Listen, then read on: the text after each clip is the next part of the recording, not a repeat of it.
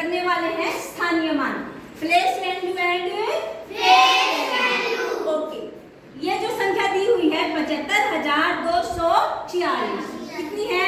75,246। Okay, पहले तो हम देखेंगे फेस वैल्यू, अंकित मूल्य। ये जो 6 दिया हुआ है ये क्या है? Face value. क्या है? Face value.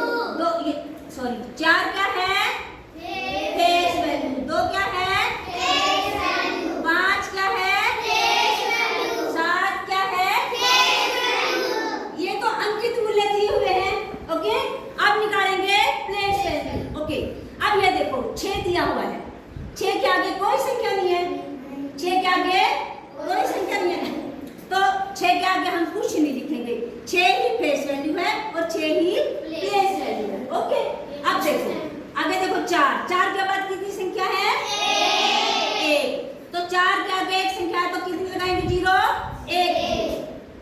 2 के आगे कितनी संख्या है? 1 2 कितनी 0 लगाएंगे? 2। कितनी 0 लगाएंगे? 2 0 लगाएंगे। अब ये देखो 5 के आगे कितनी संख्या है? गिनो।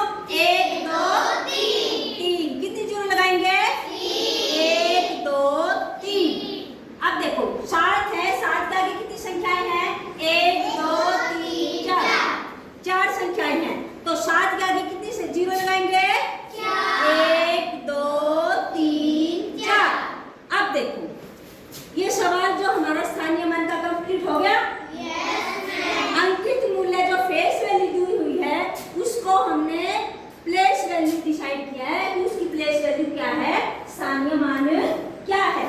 अब देखो ये जो 6 दिया हुआ है इधर, इसके आगे तो संख्या नहीं है, तो यही फेस वैल्यू है और यही प्लेस वैल्यू है। ओके, अब देखो 4 है फेस वैल्यू, लेकिन आगे 4 के बाद 6 है, एक संख्या तो हमने एक 0 और लगा दी, तो ये 40 बन गई प्लेस वैल्यू।